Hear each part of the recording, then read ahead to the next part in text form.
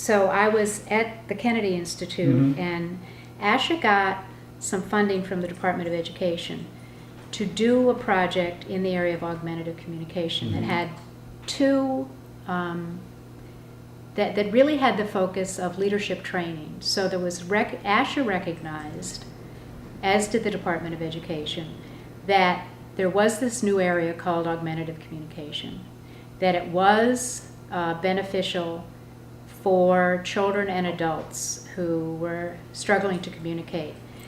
And at that time, the specific emphasis was on children with motor impairments who couldn't speak, and adults who had acquired disabilities who also couldn't speak.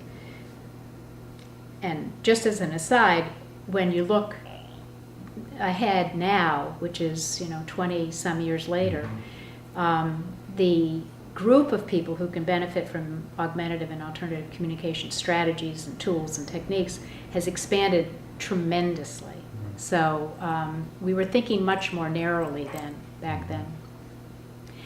So ASHA's got a project funded to focus on developing the skills of faculty members at the universities so they could offer courses in the area of augmentative communication to speech-language pathologists specifically, but also to occupational therapists and to educators, special educators, physical therapists as well, so that content area would be put in one place and available, so it would be more likely that they would get offered.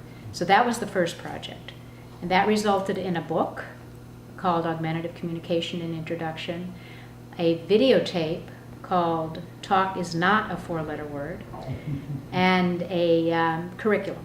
So that was the first text and curriculum in the area of AAC. The second project,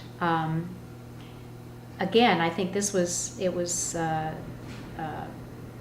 initiated actually by the Department of Education, specifically to help individuals who were in schools deliver services to kids who had difficulty communicating and who could benefit from AAC. So in that project, we identified model outreach sites. There were 11 of them, I believe, and they ranged from sites that were that encompassed a whole school district, to sites that were in a single school, to a private practice. So there was a wide range of locations or constructs that define what the site actually was. But they all were dealing with kids who had significant communication needs and who could benefit from AAC.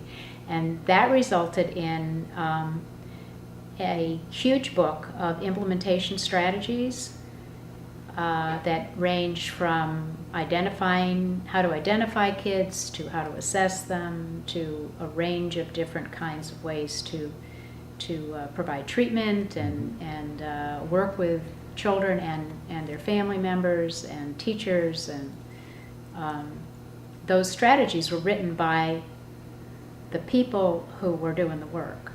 And then we were editing and structuring and supporting them to kind of get what was in their head out and on paper so that it could be more widely used.